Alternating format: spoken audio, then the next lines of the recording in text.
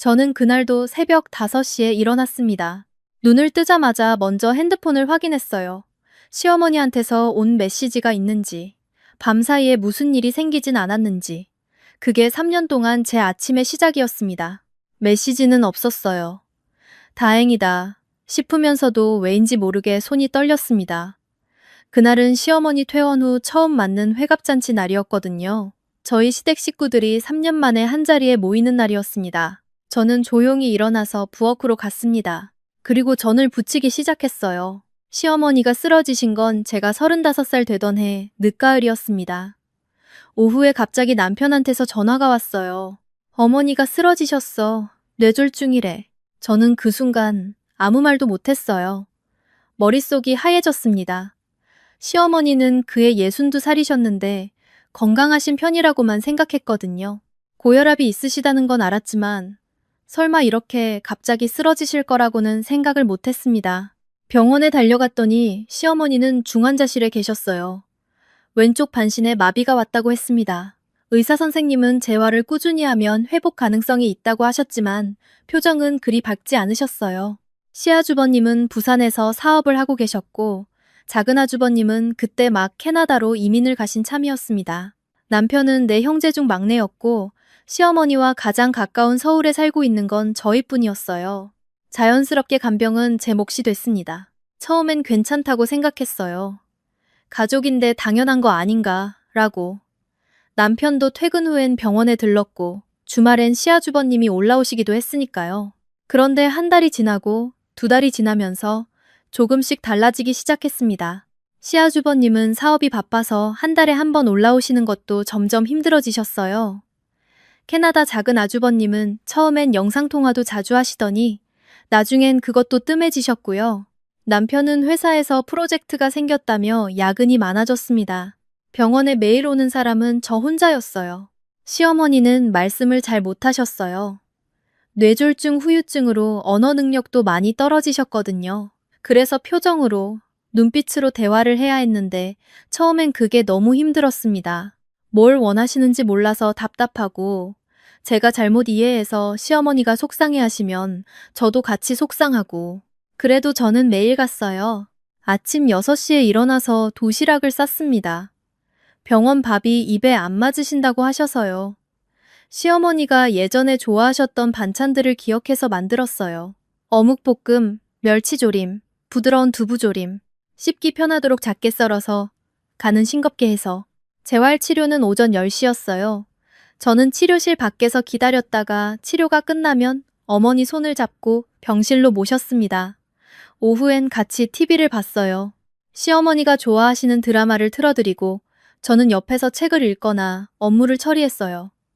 그 시간이 쌓이면서 이상하게도 우리 사이가 조금씩 가까워졌습니다. 어머니는 어느 날 제 손을 꼭 잡으셨어요. 말씀은 못하셨지만 눈에 눈물이 맺히셨죠. 저는 그때 처음으로 이 시간이 헛되지 않다는 걸 느꼈습니다.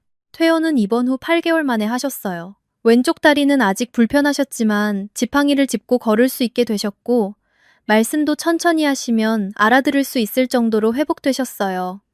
담당 선생님이 말씀하셨어요. 보호자분이 정말 애쓰셨네요.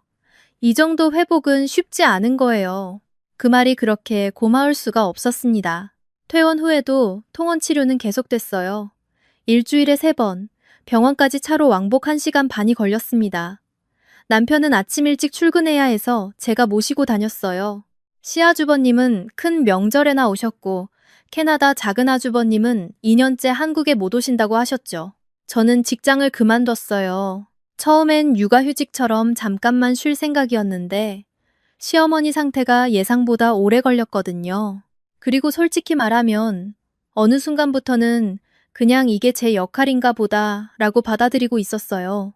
남편도 딱히 고마워하는 기색은 없었고 시댁 어른들도 당연하게 생각하시는 것 같았거든요. 그렇게 3년이 흘렀습니다. 시어머니는 많이 회복되셨어요. 지팡이 없이도 집안에서는 걸으실 수 있게 되셨고 말씀도 거의 정상으로 돌아오셨어요. 통원 치료도 이제는 한 달에 한 번으로 줄었고요. 의사 선생님은 이 정도면 완쾌에 가깝다고 하셨어요. 그 말을 들었을 때 저는 주차장에서 차 안에 혼자 앉아서 울었습니다. 기뻐서 운 건지, 그동안의 피로가 한꺼번에 밀려온 건지 잘 모르겠었어요. 그냥 눈물이 나왔어요. 그리고 한 달 후 시어머니의 회갑 잔치날이 왔습니다. 잔치는 시댁 근처 한식당에서 열렸어요. 시아주버님 가족, 캐나다에서 귀국하신 작은 아주버님 가족, 그리고 저희 부부, 오랜만에 온 가족이 모였습니다. 저는 아침 5시에 일어나서 전을 부쳤어요. 시어머니가 제가 부치는 동태전을 제일 좋아하셨거든요. 한식당 음식이 입에 안 맞으실까봐 밑반찬이라도 챙겨드리고 싶었습니다.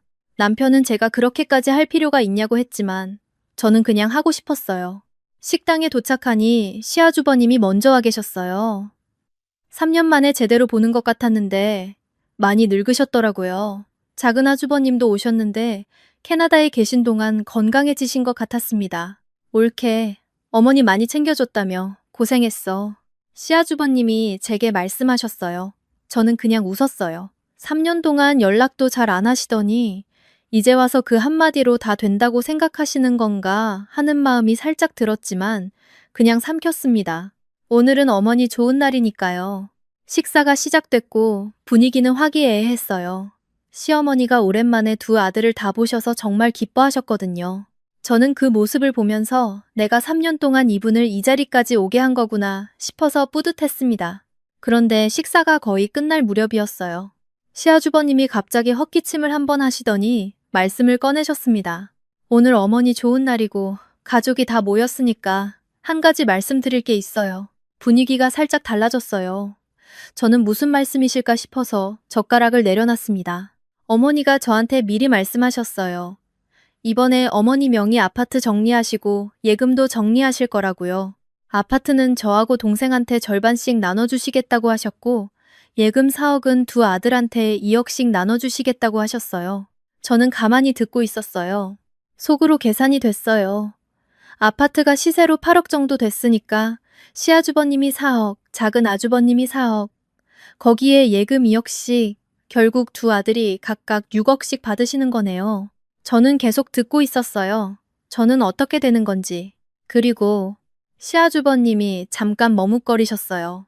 올케한테는 따로 말씀드릴 게 있으시다고 어머니가 그러셨어. 시어머니가 핸드백에서 뭔가를 꺼내셨어요. 하얀 봉투였습니다. 며느리야. 시어머니가 제 이름을 부르셨어요. 저는 시어머니를 바라봤습니다. 이게 내 마음이야. 봉투를 건네주셨어요. 저는 받아서 열어봤습니다. 편지였어요. 손으로 꼭꼭 눌러 쓴 글씨. 삐뚤빼뚤하지만 정성스러운 글씨로 쓰여 있었어요. 며느리야, 네가 3년 동안 엄마 곁에 있어줘서 고마워. 내 덕분에 이렇게 건강하게 회갑을 맞았어. 고맙다. 정말로. 저는 그 편지를 읽으면서 잠깐 멈췄습니다. 고맙다. 고맙다는 말은 들었어요. 근데 그게 전부였어요. 편지 안에는 다른 내용이 없었습니다. 두 아들은 현금과 부동산을 받고 저는 감사 편지 한 장. 저는 웃었어요. 아무도 제 표정을 이상하게 보지 않았어요. 남편도 그냥 담담한 얼굴이었고 시아주버님은 이미 다음 이야기를 하고 계셨고 작은 아주버님은 고개를 끄덕이고 계셨어요. 저는 편지를 조심스럽게 접어서 다시 봉투에 넣었습니다. 그리고 핸드백에 넣었어요. 그날 저녁 저는 아무 말도 하지 않았습니다. 집에 돌아와서 남편이 샤워하러 들어간 사이 저는 혼자 주방에 서서 설거지를 했어요. 물소리를 들으면서 오늘 있었던 일을 천천히 되짚었습니다. 3년이었어요. 직장을 그만뒀고 매일 병원을 다녔고 도시락을 쌌고 재활치료를 함께했고 때로는 어머니가 왼손을 쓰는 연습을 할 수 있도록 옆에서 몇 시간씩 같이 앉아 있었어요. 어머니가 처음으로 혼자 숟가락을 드셨을 때 같이 울었고 처음으로 지팡이 없이 두 걸음을 떼셨을 때 제가 더 기뻤어요. 그 시간이 저한테는 감사편지 한 장이었어요. 저는 그날 밤 결심했습니다. 조용히, 아무도 모르게. 저는 다음 날부터 시어머니 댁에 가는 걸 멈췄습니다. 갑자기 연락을 끊은 건 아니에요. 전화가 오면 받았고 문자가 오면 답했어요. 그런데 예전처럼 먼저 연락드리거나 주말마다 들르거나 반찬을 해서 갖다 드리거나 병원 예약을 챙겨드리는 일은 하지 않았습니다. 저도 이제 제 시간을 살아야겠다고 생각했어요. 처음 2주일은 아무 연락이 없었어요. 시어머니는 괜찮으신 거겠지 하고 저도 그냥 지냈습니다. 오랜만에 친구를 만났고 오랫동안 읽지 못했던 책을 읽었고 오전에 느긋하게 커피를 마셨어요. 그런데 조금 이상했어요. 마음이 편해야 하는데 어딘가 자꾸 걸렸습니다. 어머니가 약은 잘 챙겨 드시는지, 다음 달 병원 예약은 해두셨는지 습관처럼 떠오르는 생각들을 억지로 눌렀어요. 이건 더 이상 내 책임이 아니야 라고 스스로에게 말하면서 남편은 처음엔 아무것도 모르는 것 같았어요. 아니, 알면서도 모른 척하는 것 같기도 했고요.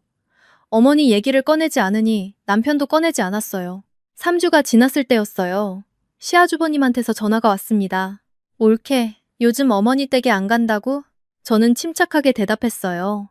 네, 아주버님. 저도 좀 쉬고 싶어서요.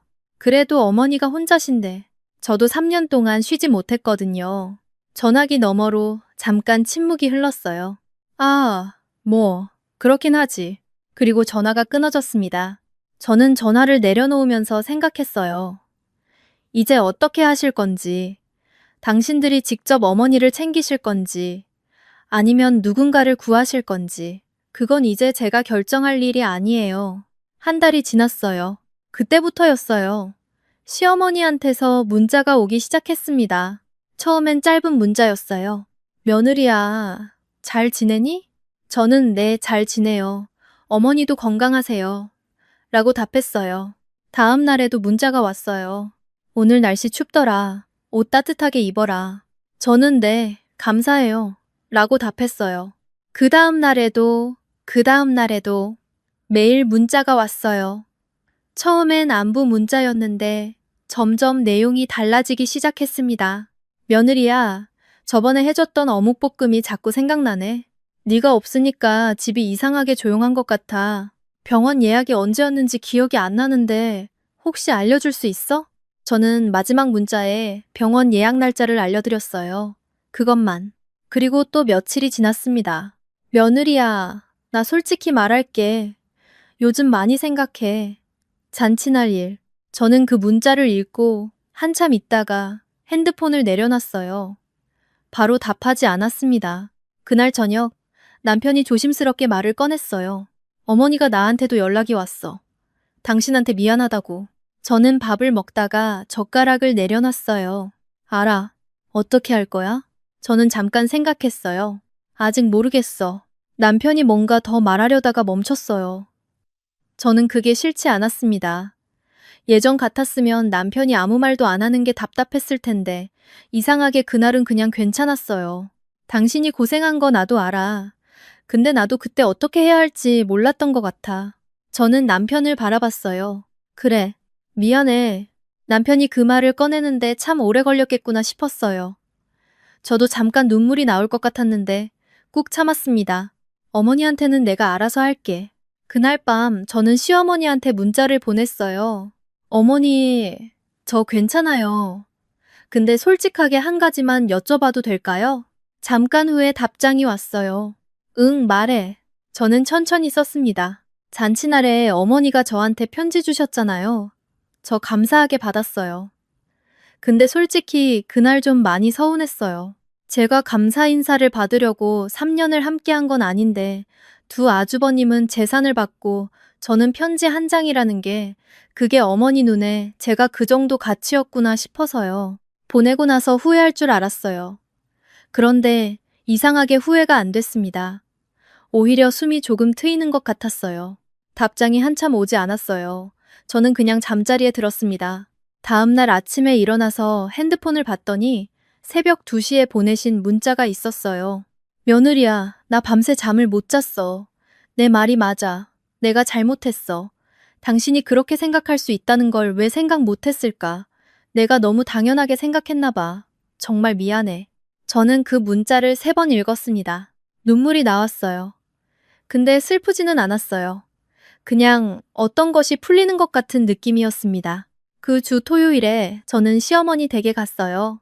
빈손으로 가지는 않았어요. 시어머니가 좋아하시는 식혜를 사들고 갔습니다. 어머니는 현관에서 기다리고 계셨어요. 저를 보시더니 아무 말도 못하시고 그냥 눈물부터 흘리셨어요. 저는 들어가서 거실에 나란히 앉았어요. 한동안 아무 말이 없었습니다. 시어머니가 먼저 입을 여셨어요. 며느리야, 나 진짜 그때 왜 그랬는지 모르겠어. 오래 생각해봤는데도 그냥 재산은 아들들한테 주는 거다. 라는 게 머릿속에 박혀 있었나 봐. 너도 당연히 알고 있을 거라고 생각했던 것 같아. 네가 얼마나 힘들었는지는 생각을 못했어. 그게 잘못이지. 저는 조용히 들었어요. 네가 없었으면 나 지금 이렇게 걸어다니지도 못했을 거야. 그건 알아. 근데 그걸 알면서도 행동은 다르게 했으니 내가 나쁜 사람이야. 어머니, 제가 말했어요. 나쁜 사람이라고 생각하진 않아요. 그냥 어머니도 그게 당연한 거라고 생각하셨던 거잖아요. 저도 처음엔 그렇게 생각했어요. 당연한 거다. 가족이니까. 근데 3년을 그렇게 보내다 보니까 저도 사람이고 제 삶도 있다는 걸 어느 순간부터 계속 잊어버리는 것 같더라고요. 시어머니가 제 손을 잡으셨어요. 맞아. 내 말이 맞아. 저는 그 손을 놓지 않았어요. 저도 그날 편지 받고 화가 난 건 아니에요. 그냥 좀 속상했어요. 어머니가 저한테 감사하다고 생각하신다는 건 알았거든요. 근데 그게 눈에 보이지 않으니까 제가 그냥 도구처럼 쓰인 건 아닌가 싶은 생각이 잠깐 들었어요. 시어머니가 눈물을 닦으셨어요. 그 생각이 맞아. 내가 너를 도구처럼 썼어. 미안해. 진짜로. 우리는 한동안 그렇게 앉아 있었어요. 시어머니 집에 오후 햇살이 들어오고 있었습니다. 예전에 제가 어머니 손을 잡고 재활 연습을 하던 바로 그 거실이었어요. 어머니, 저 한 가지만 부탁드려도 될까요? 저는 말했어요. 말해. 앞으로는 제가 며느리라서 당연히 해줘야 하는 사람이 아니라 그냥 가족으로 봐주세요. 제가 도울 수 있을 때는 도울게요. 근데 그게 당연한 게 아니라 제가 어머니를 좋아서 하는 거라는 걸 알아주셨으면 해요. 시어머니가 고개를 끄덕이셨어요. 응, 그래. 그렇게 할게. 그리고 처음으로 시어머니가 먼저 저를 안아주셨어요. 저는 그 품에서 잠깐 눈을 감았습니다. 3년의 시간이 스쳐 지나갔어요. 새벽 5시에 도시락을 싸던 아침들, 재활치료실 밖에서 기다리던 복도, 어머니가 처음 혼자 일어나셨을 때의 그 표정, 그 모든 게 헛된 시간이 아니었구나 싶었습니다. 집으로 돌아오는 차 안에서 남편이 말했어요. 어땠어? 저는 잠깐 생각하다가 말했습니다. 괜찮았어. 그 말이 진심이었어요. 그 일이 있고 나서 조금 달라졌어요. 시어머니는 예전처럼 제가 와주는 걸 당연하게 생각하지 않으셨어요. 제가 들를 때마다 먼저 감사하다고 하셨고, 제가 오지 못한다고 하면 그러라고 하셨어요. 작은 차이처럼 보이지만 저한테는 굉장히 크게 느껴졌습니다. 시아주버님도 달라지셨어요. 이번엔 먼저 어머니 병원 예약을 자기가 잡겠다고 하셨어요. 서울에 올라오시는 횟수도 늘었고요. 캐나다 작은아주버님도 영상통화를 자주 하신다고 들었습니다. 남편도요. 남편이 먼저 시어머니 댁에 들르기 시작했어요. 퇴근길에 혼자 들러서 저녁을 먹고 오기도 했어요. 저는 그게 참 좋았어요. 남편이 어머니를 챙기는 걸 보는 게 그게 원래 자연스러운 거잖아요. 저는 이제 일을 다시 시작하려고 알아보고 있어요. 오래 쉬었으니까 처음엔 어렵겠지만 그래도 하고 싶어요. 제 이름으로 할 수 있는 일을 하고 싶어요. 그리고 시어머니한테도 잘하고 싶어요. 예전처럼 매일이 아니라 제가 진짜 가고 싶을 때, 진짜 도움이 되고 싶을 때, 그 마음으로 가고 싶어요. 억지로 해야 하는 일이 아니라 내가 선택하는 일로요. 얼마 전에 시어머니랑 둘이 근처 카페에 갔어요.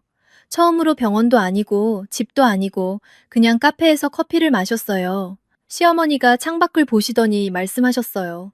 며느리야, 나 이제야 알 것 같아. 고맙다는 게 말로만 하는 게 아니구나. 저는 웃었어요. 저도 배웠어요, 어머니. 괜찮다는 말을 너무 오래 하면 안 된다는 거. 시어머니가 웃으셨어요. 처음 병원에서 봤던 그 힘없는 얼굴이 아니라 볼살이 도톰하게 올라오는 그 웃음. 저는 그 웃음이 좋았습니다. 제가 3년 동안 지킨 웃음이었으니까요. 이 이야기를 지금 이렇게 꺼내는 건 저와 비슷한 상황에 있는 분들한테 드리고 싶은 말이 있어서예요. 당신이 가족이라는 이유로 너무 많은 걸 당연하게 내어주고 있는 건 아닌지, 고맙다는 말 한마디조차 제대로 듣지 못하면서 그게 내 역할이라고 스스로를 납득시키고 있는 건 아닌지, 저는 그랬어요. 그리고 솔직히 말하면 그 잔치날 편지를 받았을 때 화를 내지 않은 게 잘한 건지 지금도 모르겠어요. 어떤 분은 그 자리에서 말을 했어야 한다고 하실 수도 있고, 어떤 분은 제가 너무 오래 참았다고 하실 수도 있어요. 근데 저는 그 방식이 저한테는 맞았어요. 조용히 한 발짝 물러서는 것, 상대방이 스스로 느끼게 하는 것.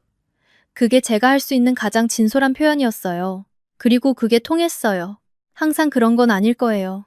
어떤 분들은 아무리 기다려도 상대방이 변하지 않을 수도 있어요. 그럼 그건 또 다른 선택이 필요한 거겠죠. 다만 한 가지는 말씀드릴 수 있어요. 당신의 시간은 소중해요. 당신의 노력은 당연한 게 아니에요. 당신이 웃으면서 감당했던 그 모든 순간들은 누군가가 반드시 알아줘야 하는 것들이에요. 그걸 요구하는 게 이기적인 게 아니에요.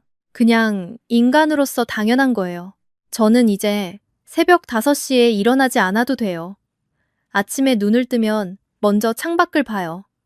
오늘 날씨는 어떤지, 오늘은 뭘 하고 싶은지, 그 자유가 얼마나 소중한 건지 3년을 잃어봐야 알았어요. 당신은 저보다 일찍 알았으면 좋겠어요.